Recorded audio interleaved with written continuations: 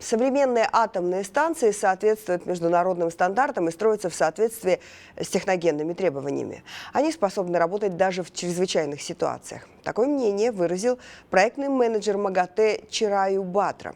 Эксперт считает, что ЧАЭС на Фукусиме преподнесла человечеству огромный урок. После той аварии были выработаны новые технологии, обеспечивающие безопасность ядерных реакторов.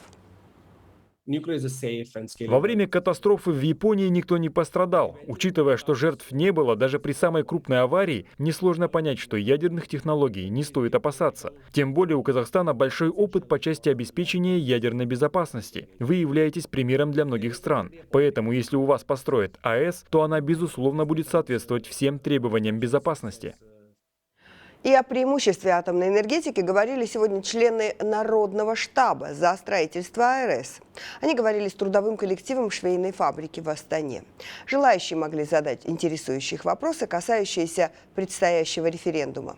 Это позволило всем участникам понять суть главного вопроса этой осени – референдума, который пройдет 6 октября. По всем параметрам сейчас у нас, то, что я сказал, мы атомную электростанцию можем и должны построить для того, чтобы на юге значит, у нас разгрузить вот эти вот перетоки. Мы перестали закупать значит, электроэнергию на севере и у наших южных наших коллег. Вот, потому что 100 миллиардов в год тратить на закуп дорогой электроэнергии извне, наверное, это непозволительная роскошь для Казахстана.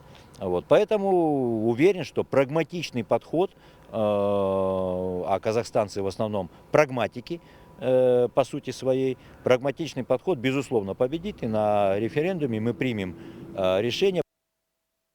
К слову, Казахстан располагает необходимыми ресурсами и квалифицированными кадрами для строительства АЭС, утверждают специалисты. Есть у нашей страны и опыт эксплуатации ядерных реакторов. Яркими примерами являются МАЭК в Мангыстауской области и ядерные реакторы в Курчатове и Алматы. Мощность одного реактора 1200-1400 мегаватт, то есть два реактора могут вырабатывать 20 миллиардов киловатт электроэнергии в год. В прошлом году энергопотребление Казахстана составило 115 миллиардов киловатт в час, поэтому даже если будет 15%, необходимо запустить собственное производство раньше.